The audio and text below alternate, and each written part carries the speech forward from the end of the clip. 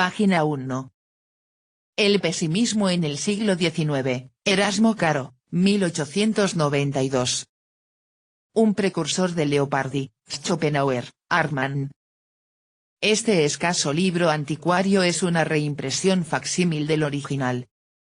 Debido a su antigüedad, puede contener imperfecciones como marcas, anotaciones, marginales y páginas defectuosas. Debido a que creemos que esta obra es culturalmente importante, la hemos puesto a disposición como parte de nuestro compromiso de proteger, preservar y promover la literatura mundial en ediciones modernas, asequibles, de alta calidad y fieles a la obra original. No ofrece fecha de edición, pero debió publicarse en 1892, en la segunda cubierta se anuncia la España moderna, revista iberoamericana, en su año cuarto. Capítulo primero. El pesimismo en la historia. Nunca se ha agitado con el apasionamiento de esta época la cuestión del mal y la del valor de la vida. ¿Qué valor debe tener la vida a los ojos de un hombre calculador, ilustrado por la experiencia y por la ciencia moderna? Es verdad que el mundo es malo, que hay en él un mal radical, invencible, que está dentro de la naturaleza de la humanidad, que la existencia es una desgracia y que vale más la nada que el ser. Estas proposiciones suenan de un modo extraño en los oídos de los hombres de nuestro tiempo, aturdidos por el estrépito de su propia actividad, con razón orgullosos de los progresos de la ciencia, y cuyo temperamento acepta gustoso una estancia prolongada sobre la tierra, y no se resiste a sufrir las duras condiciones de la vida, aceptando los bienes y los males que les corresponden.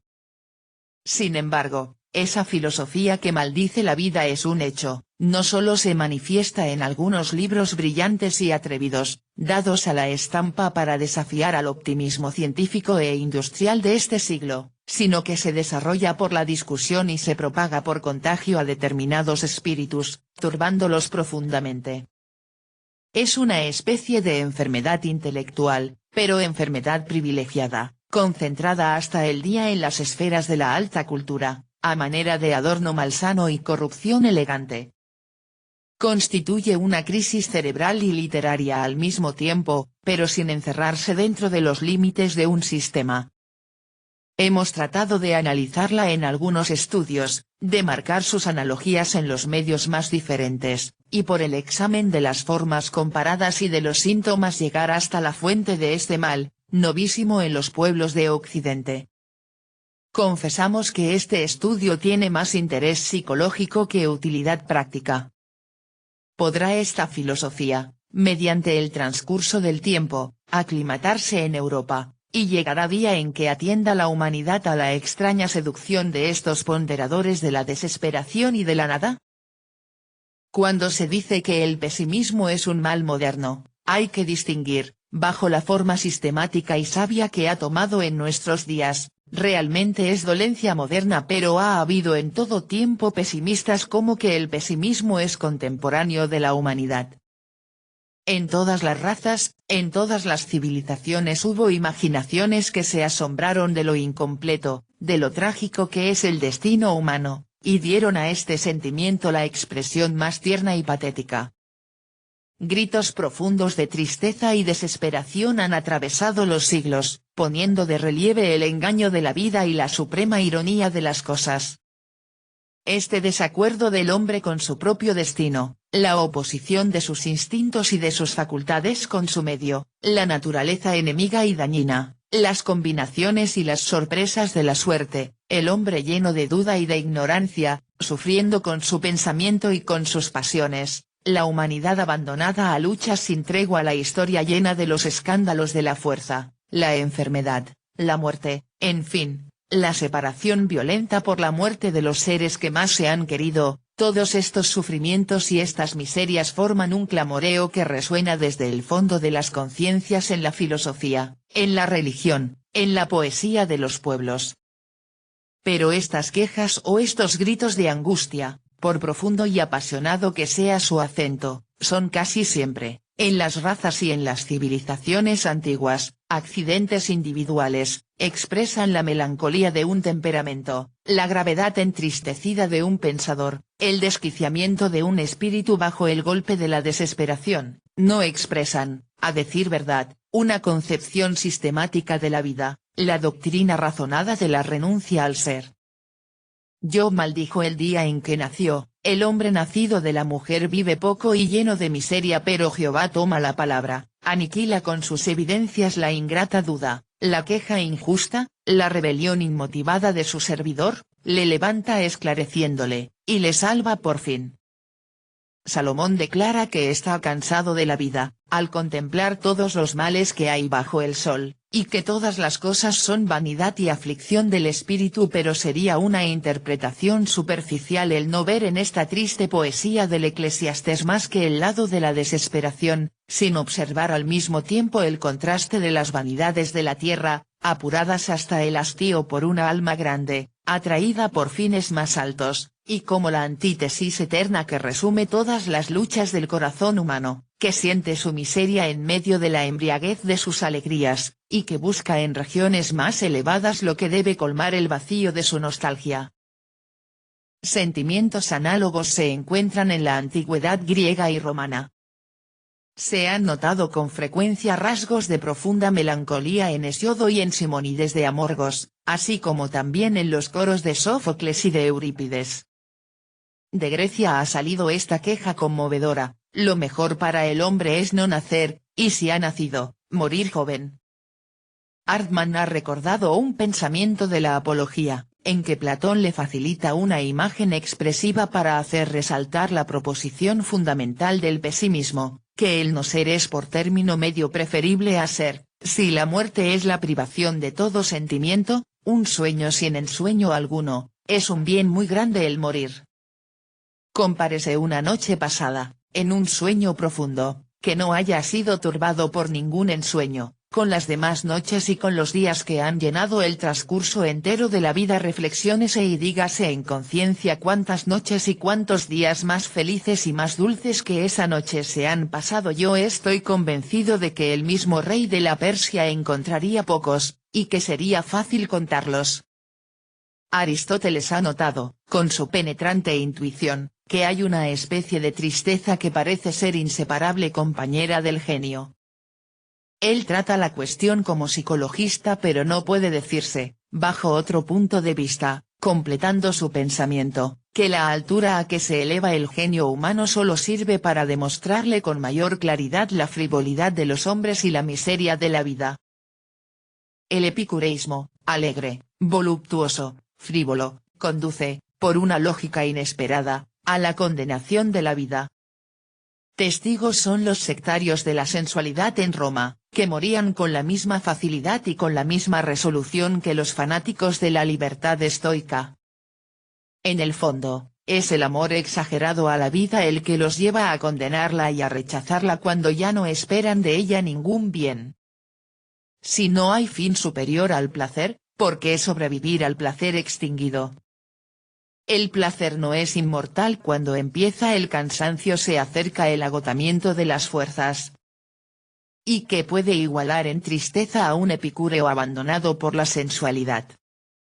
Más vale prevenir ese abandono, peor que la muerte, y morir con vida. ¿De qué sirve, dicen los epicúreos, al sectario voluptuoso que ha gastado ya sus fuerzas disputar cobardemente algunos días y algunas sensaciones a la naturaleza que se retira de ti? Ya no te queda más que debilidad, dolor y vejez. Bebe la muerte en una última libación. Bajo estas inspiraciones se formó en Alejandría la Academia de los Suicidas, de la cual formaron parte Antonio y Cleopatra. Los romanos de la decadencia ofrecían su vida en una suprema fiesta al destino, y se arrojaban, con una especie de vértigo voluptuoso, en ese desconocido que suponían la nada. Petronio, el poeta de la orgía romana, jugó hasta el último instante con el suicidio, haciendo que le abriesen y le cerrasen sucesivamente las venas, como para gozar, saboreándolo, del placer de la muerte. Hay un epicureísmo que no procede del amor exagerado, sino del desprecio reflexivo de la vida. Lucrecio renueva con trágica expresión la dura crítica con que ya la trataron algunos filósofos griegos. Han tenido razón los que han censurado esta inspiración que llena las poesías de Lucrecio de quejas que resuenan con dolorosa monotonía, como un eco al través de los fragmentos que nos quedan de Empédocles: dioses. Qué grande es vuestra miseria, infeliz raza mortal. En medio de cuántas luchas y de cuántos suspiros habéis nacido. Recordemos también esta enérgica pintura de la vida: males de todo género caen sobre nosotros, que destruyen nuestro pensamiento. Midamos con la vista la corta carrera de esta vida, que realmente no es viable. Qué pronto morimos. Cada existencia es una bocanada de humo que se desvanece apenas podemos conocernos en esta agitación que nos lleva no sabemos a dónde. En vano nos envanecemos de haber abrazado con el pensamiento la universalidad de las cosas. Ni la mirada del hombre puede abarcarla, ni el oído apercibirla, ni la inteligencia comprenderla. Todo es para nosotros enigma y caos. No sabemos nada de las cosas, en medio de las cuales nos arrastra una fuerza ciega. ¿Qué felicidad puede sentir un espíritu que reflexiona en estas tinieblas agitadas en que vivimos sin conciencia y sin recuerdos? Una inspiración análoga es la que precede al pesimismo de Lucrecio. El poeta latino no busca siquiera el enigma de la vida, proclama que no lo hay. No hay un sentido oculto en la existencia, ni un orden futuro que pueda reparar el desorden del mundo presente.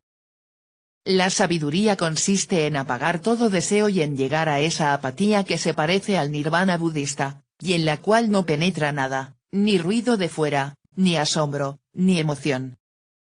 Pero el budista ha matado en sí mismo el sentimiento de la vida. El sabio de Lucrecio vive todavía y se siente vivir, de ahí procede su dolor incurable. No puede ya respirar en ese vacío en que se ha encerrado, se ahoga.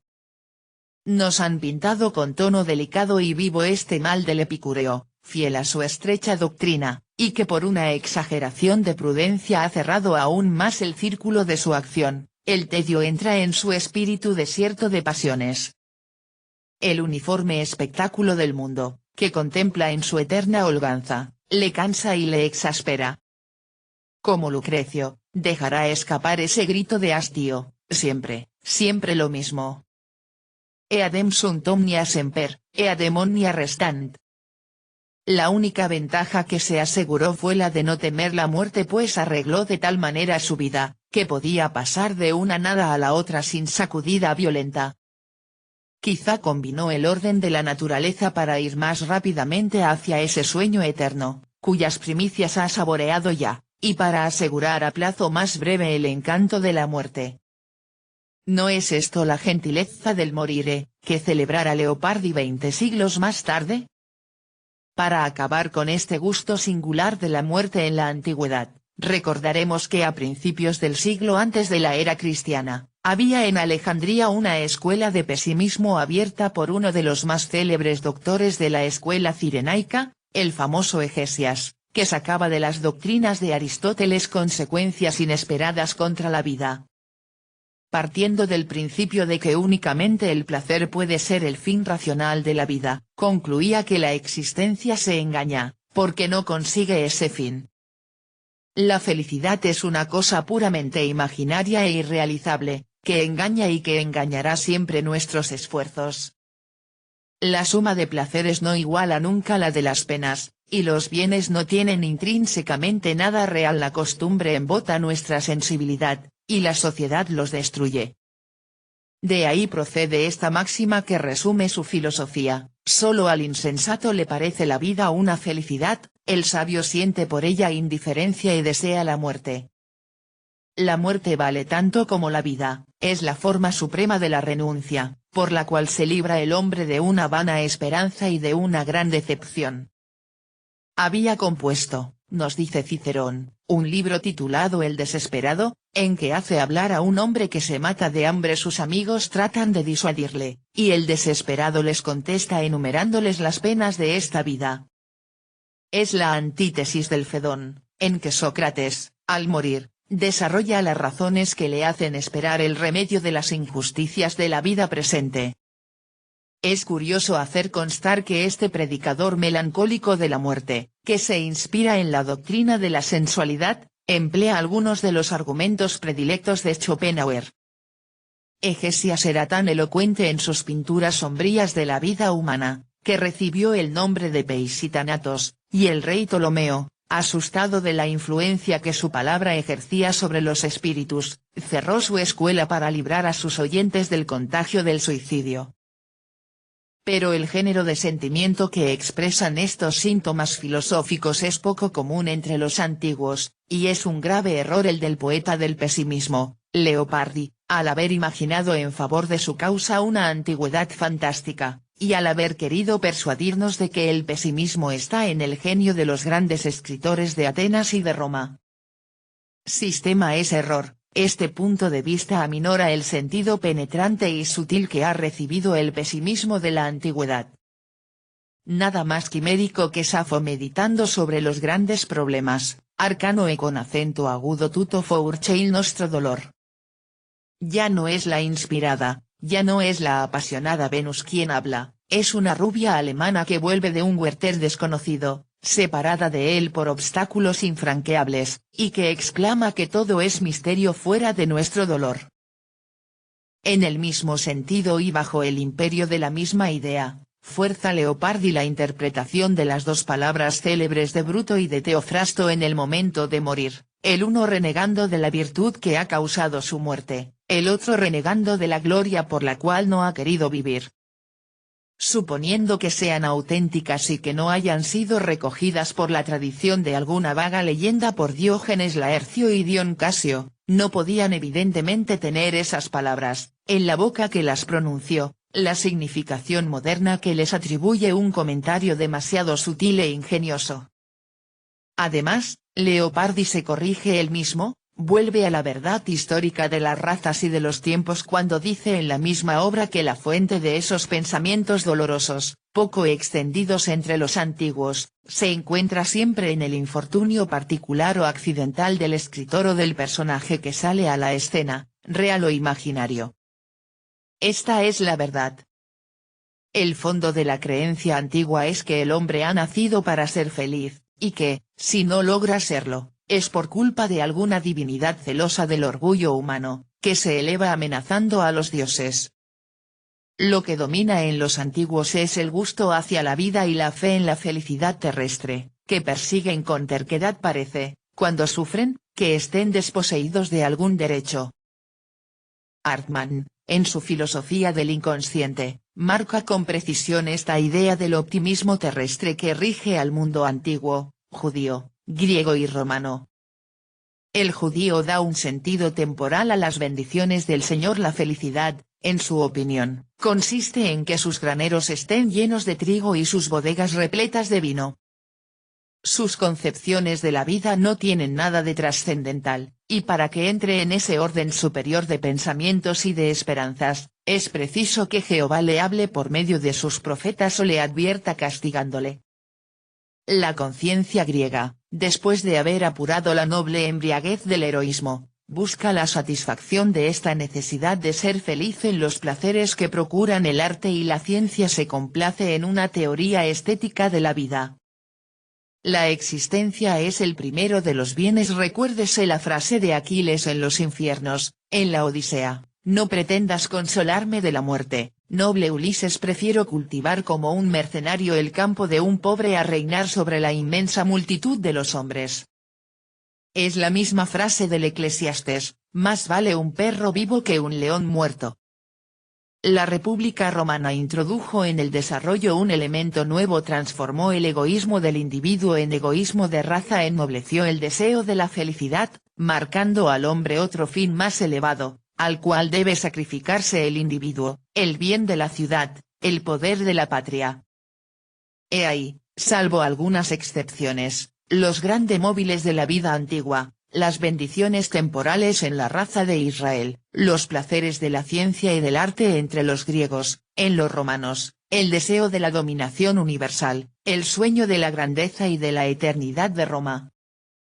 En estas diversas civilizaciones, no existen sino aisladamente inspiraciones del pesimismo. El ardor viril en el combate de la vida que demuestran estas razas enérgicas y nuevas, la pasión de las grandes cosas, el poder y el candor virgen de las nobles esperanzas que la experiencia no ha marchitado, el sentimiento de una fuerza que aún no conoce sus límites, la conciencia reciente que la humanidad tiene de sí misma en la historia del mundo, todo esto explica la profunda fe de los antiguos en la posibilidad de realizar en este mundo la felicidad. Todo esto es opuesto a la moderna teoría que parece ser el triste cortejo de la humanidad envejecida, la teoría del dolor universal con acento agudo irremediable. En cambio, y como contraste con el mundo antiguo, hay influencias y corrientes de pesimismo en algunas sectas que han interpretado más o menos fielmente el cristianismo. Puede dudarse, por ejemplo, que tal pensamiento de Pascal o que tal página de las Veladas de San Petersburgo puedan colocarse como ilustraciones de idea y de estilo, al lado de los análisis más amargos de la filosofía del inconsciente, o entre las canzoni más desesperadas de Leopardi. Esta comparación no parecerá forzada a ninguno de los que saben que el pesimismo del poeta italiano ha revestido en su principio la forma religiosa. Hay en el cristianismo un lado sombrío, dogmas temibles, espíritu de austeridad, de abnegación, de ascetismo, que no constituye toda la religión, pero que forma su parte esencial, un elemento radical y primitivo, anterior a las atenuaciones y a las enmiendas que llevan sin cesar las complacencias del yo natural o las debilidades de la fe. Cada individuo modifica un poco la religión a su modo, dándole un carácter peculiar a su espíritu. El cristianismo, mirado únicamente bajo ese aspecto como una doctrina de expiación, como una teología de lágrimas y de espanto, hiere con frecuencia a ciertas imaginaciones y las inclina a una especie de pesimismo. Esta manera de comprender el cristianismo es la del jansenismo exagerado.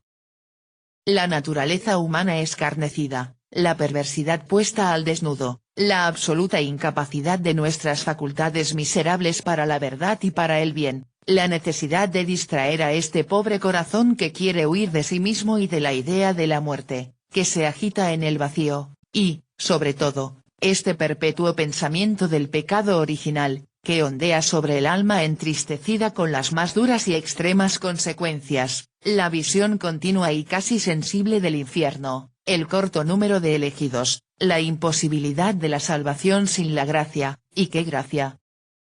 No solo la gracia suficiente, que no basta, en fin, ese espíritu de mortificación sin piedad, ese desprecio de la carne, ese terror del mundo, la renuncia a todo lo que vale en la vida, semejante cuadro extraído de las provinciales y de las pensées, parecía hecho para agradar el autor de Bruto Minore y de la Ginestra, en las meditaciones de Recanati.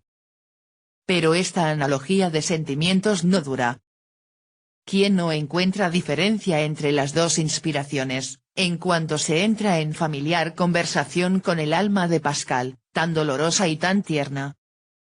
El pesimismo de Pascal tiene por fundamento una caridad ardiente y activa, quiere contener al hombre y le consterna, le aterroriza. Pero qué piedad tan profunda hay en esta lógica violenta. Cierra todas las salidas a la razón, pero es para llevarla de un vuelo al Calvario y transformar esta tristeza en alegría eterna. Atormenta su genio para descubrir nuevas demostraciones de su fe, parece que sucumbe bajo la responsabilidad de las almas que no consigue convertir, de los entendimientos que ha ilustrado. Lo mismo puede decirse, aunque por otras razones, de lo que llamaremos el terrorismo religioso de José de Maistre. Evidentemente parece a primera vista un pesimismo esa apología lúgubre de la Inquisición, ese dogma de la expiación aplicado a la penalidad social, esa teoría mística del sacrificio de sangre, de la guerra considerada como una institución providencial, del patíbulo colocado como base del Estado. El corazón se oprime al contemplar la vida humana sometida a poderes tan formidables, y a la sociedad bajo un yugo de hierro, bajo un amo que es un Dios terrible, servido por ministros sin piedad. Pero este aparato de terror no resiste a un instante de reflexión. Pronto se ve que son paradojas de combate, apologías y afirmaciones violentas, que se oponen a ataques y a negaciones exageradas. José de Maistre es un polemista y no un apologista del cristianismo. La batalla tiene sus arrebatos, la elocuencia, la retórica, tienen su embriaguez. La de Maistre le arrastra, no la domina, está poseído de ella. Los argumentos no le bastan y acude a la hipérbole. Es un gran escritor que escribe sin razón, un gran pintor que abusa del efecto. Su pesimismo tiene un colorido exagerado. En el fondo no ha cambiado nada en las perspectivas del dogma cristiano. La vida futura contiene la explicación y el remedio del mal que reina sobre la tierra. En vano se buscaría en la historia del cristianismo, exceptuando quizá algunas sectas gnósticas, nada que se parezca a esta nueva filosofía. Tampoco ofrece nada análogo la historia de la filosofía. No pueden absolutamente clasificarse entre los pesimistas, a pesar de sus semejanzas superficiales, a los que hacen objeciones al optimismo. De otro modo, todo el mundo sería alguna vez pesimista. Ninguna filosofía ha dado una definición satisfactoria del mal, ni los estoicos, ni Platón, ni Descartes, ni Leibniz, ni Rousseau, han conseguido por completo conciliar la existencia del mal, bajo todas sus formas, con el gobierno del universo. Existe en esto una antinomia terrible de la razón. Los que lo han propuesto sin resolverlo no son por eso pesimistas, y sería mezclarlo y confundirlo todo el colocar a Carneade, a Bayle o a Voltaire entre los filósofos que proclaman el mal absoluto de la existencia. No han presentado más que el mal relativo, en contradicción aparente con la providencia. En la India es donde el pesimismo ha encontrado sus verdaderos progenitores. Él mismo lo reconoce y se enaltece con ello. La coincidencia de las ideas de Schopenhauer con el budismo ha sido con frecuencia reconocida. Volveremos sobre este punto aquí. Solo recordaremos que el pesimismo se ha fundado en la noche solemne en que Zakya, meditando bajo la higuera de gajas sobre la desgracia del hombre, y buscando los medios de librarle de estas existencias sucesivas, que no son más que un cambio sin fin de sus miserias, exclamó: nada es estable sobre la tierra. La vida es como la chispa producida por el roce de la madera. Se enciende y se apaga, no sabemos de dónde viene ni a dónde va. Debe haber alguna ciencia suprema en que podamos encontrar reposo. Si yo la consiguiese, podría llevar la luz a los hombres. Si yo mismo fuese libre, podría libertar al mundo. Oh desgraciada juventud, que la vejez tiene que destruir. Desgraciada salud, que matan las enfermedades. Pobre vida en que el hombre permanece tan pocos días.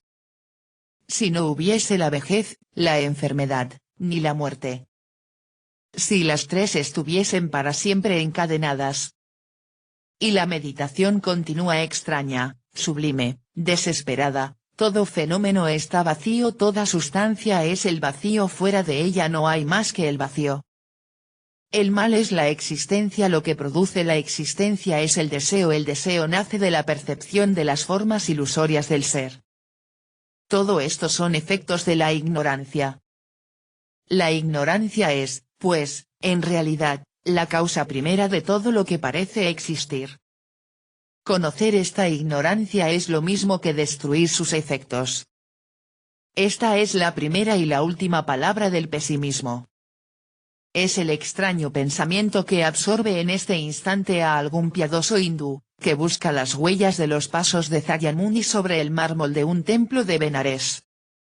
Es el problema sobre el cual meditan vagamente a estas horas algunos miles de monjes budistas, en la China, en la isla de Ceilán, en la Indochina, en el Nepal, en el fondo de sus conventos y de sus pagodas, embriagados por sueños y contemplaciones sin fin. Tal es el texto sagrado que sirve de alimento a tantos sacerdotes, a tantos teólogos del Triptaka y del Lotus de la Buena Ley, a esas multitudes que piensan y que rezan en estas creencias, y que se cuentan por centenares de millones.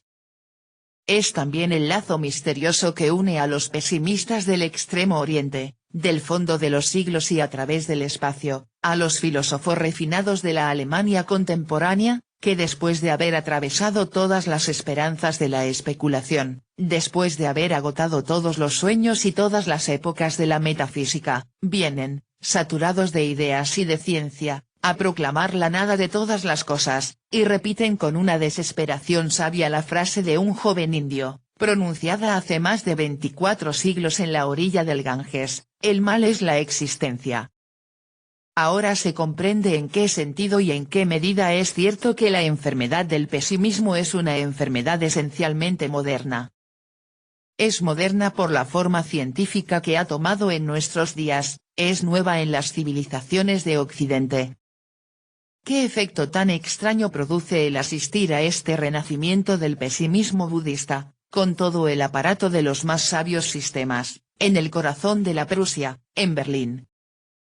Que 300 millones de asiáticos beban el opio de estas doctrinas fatales que enervan y adormecen la voluntad, es cosa ya muy extraordinaria, pero que una raza enérgica, disciplinada, tan fuertemente construida para la ciencia y para la acción, tan práctica al mismo tiempo, calculadora, fría, belicosa y dura, todo lo contrario de una raza sentimental, que una nación formada de estos elementos robustos y activos acoja triunfalmente las teorías de la desesperación reveladas por Schopenhauer, que su optimismo militar acepte con entusiasmo la apología de la muerte y de la nada, he ahí lo que a primera vista parece inexplicable. Y este éxito de la doctrina nacida en las orillas del Ganges no se detiene en las orillas de la Spree. La Alemania entera ha prestado atención a este movimiento de ideas. La Italia, con un gran poeta, había adelantado la corriente. Francia, como veremos, la ha seguido en cierto modo. También tiene Francia actualmente sus pesimistas.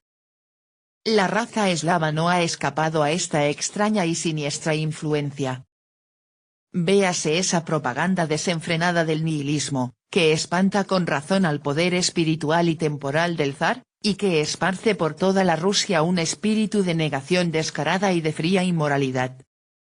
Véase, sobre todo, esa monstruosa secta de los Skopje mutilados, cuyos desastres nos han descrito y que, haciendo un sistema moral y religioso de una degradante práctica de los harenes de Oriente, materializando el ascetismo y reduciéndolo a una operación quirúrgica, proclaman con este vergonzoso y sangriento sacrificio que la vida es mala y que es conveniente agotar su origen. Es la forma más degradada del pesimismo, pero es también su expresión más lógica. Es un pesimismo conforme con las naturalezas groseras que van enseguida a los extremos del sistema, sin detenerse en inútiles elegías, en elegantes bagatelas de delicados espíritus, que se quejan continuamente y no concluyen jamás. Página 18.